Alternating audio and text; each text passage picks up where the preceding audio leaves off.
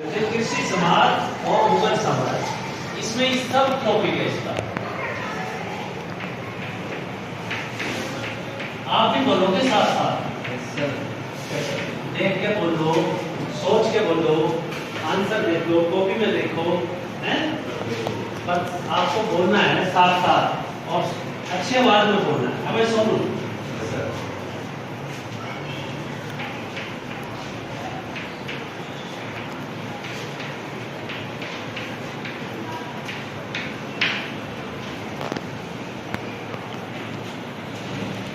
किताब में लिखा हुआ है बेटा कि 16वीं और 17वीं सदी के दौरान हिंदुस्तान में करीब करीब 85% लोग कृषि कार्यों में व्यस्त रहते थे, खेती किसानी में बिजी रहते थे। कृषि समझते हो?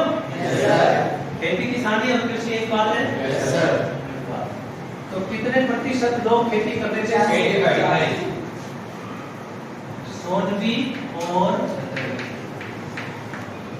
17वीं शताब्दी या सदी लिखनी आवश्यक। 85% लोग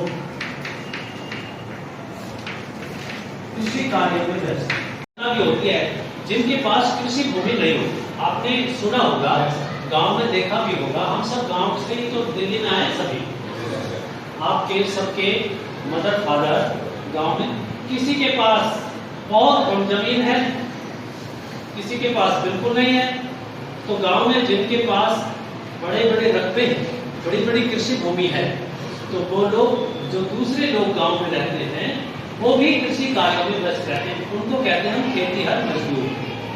जब बड़े किसान अपनी फसलों का उत्पादन करते हैं, फसलों को बोते हैं, खेतों को जोतते हैं, फसलों को काटते हैं, चाहे वो इन दिनों में सर्दियों में अब माध्यम मक्का, ज्वार, बाजरा की फसल कटी है तो परिवार में किसान के इतने सदस्य नहीं होते, इसलिए गांव में जो दूसरे समाज के लोग हैं जिनके पास कृषि भूमि नहीं है, खेती की योग्य उनके पास जमीन नहीं है, तो वो अपने किसानों के यहाँ या तो मजदूरी पे या फसलों का कुछ हिस्सा लेते हैं या कैश लेते हैं। कोई 500 रुपये रोज, 400 रुपये रोज।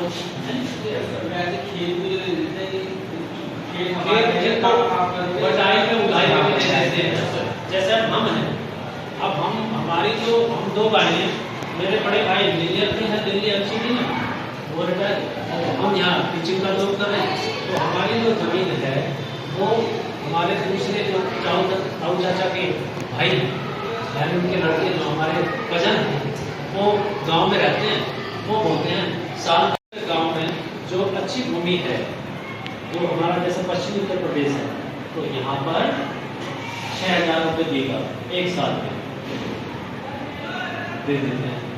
ज्यादा से ज्यादा तो जो जमीन है वो 7,000, लेकिन हमें वो 5,000, 5,500, 5,500 कुछ अब भाई हम ये हमारे घर में हैं तो कंसेशन डिस्काउंट करके पूरे निकले, तो सबका आप अपना बोले। तो मुगल अंग्रेज जो हम बात करें बेटा, इस पर्टिकुलर चैप्टर में अगर हम बात करें मुगलों के बारे में, तो हमें इस चैप्टर में जो बताया गया है, जो पढ़ेंगे इस चैप्टर के बारे में, वो हम अकबर के समय किस प्रकार की कृषि व्यवस्था थी, किसान लोग किस प्रकार खेती करते थे, जमींदारों का क्या रोल था। जमींदार छोटे होते हैं किसानों से बड़े होते हैं, बड़े। जमींदारों की जो आर्थिक स्थिति है वो स्ट्रॉन्ग होती है, गांव समाज में भी उनका रुतबा होता है, उनका सम्मान, उनके पास कृषि भूमि बड़ी उनके पास ज्यादा होती है, ठीक है ना। किसान और काश्तकार छोटी जमीन के थोड़े। हम अकबर के समय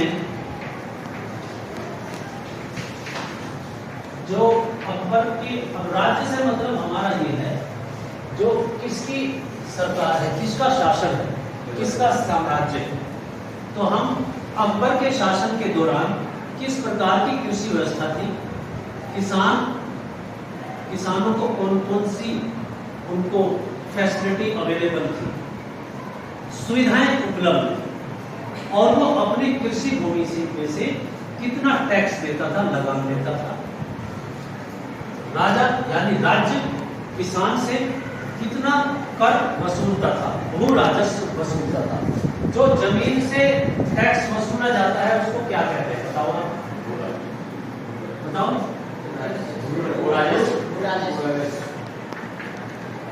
अच्छी तरह से बोलते हैं।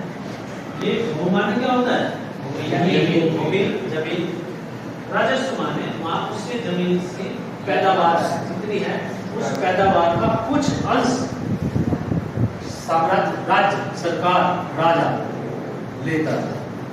भाई वो टैक्स के रूप में लेगा, जब भी तो सरकार चलेगी ना। बहुत सारे खर्चे होते हैं सरकार के।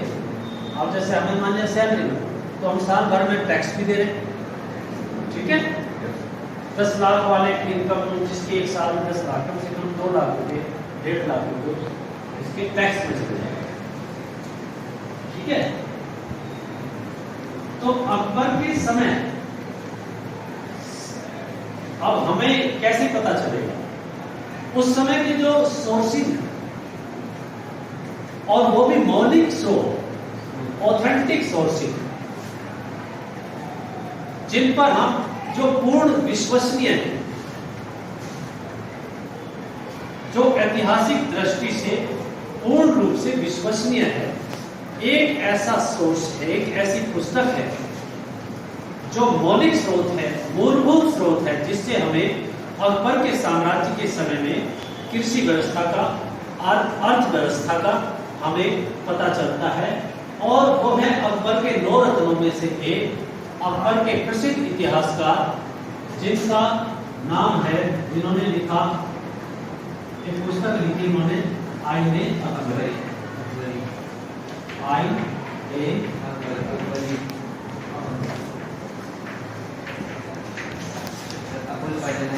किसी ने लिखी है बेटा? अबुल फजल। यहाँ फजल नहीं लिख देते हैं इनको, लेकिन एक्चुअल में तो ये फजल ही है। हम तो इसको पहले हमेशा जब हमने पढ़ाई CRT की बुक अपने समय में तैयारी कर रहे थे, तो ये प्रसिद्ध इतिहासकार अकबर के जो 9 रत्न थे, जो अकबर की सभा में 9 विद्वान थे, अकबर को ज्यादा उन पर विश्वास भी करता था और वो अलग अलग प्रतिभाओं के धनी थे। तो ऐसे ही एक प्रसिद्ध इतिहासकार थे जिन्होंने अकबर के दरबार के बारे में लिखा, अकबर की शासन व्यवस्था के बारे में लिखा और अकबर के समय में पूरे राज्य में खास तौर पर कृषि व्यवस्था के बारे में लिखा, ठीक है। तो आईने अकबरी और इसी का ही एक अंश है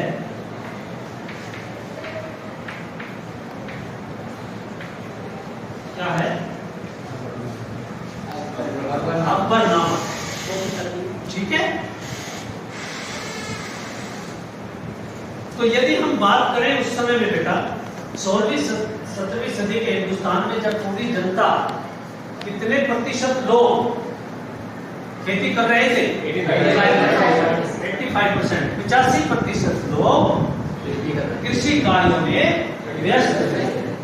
उनके साथ साथ और बहुत सारे लोग होते हैं, बेटा, जिनको हम कहते हैं खेतीहर मजदूर, खेतीहर या भूमिहर मजदूर, जो कृषि उत्पादन से जुड़े हुए होते हैं, कृषि कार्यों से जुड़े हुए होते हैं। उनका भी तो खर्चा, उनका भी जो आय, जीविकोपार्जन वो खेती से ही चलता है, ठीक है ना बेटा।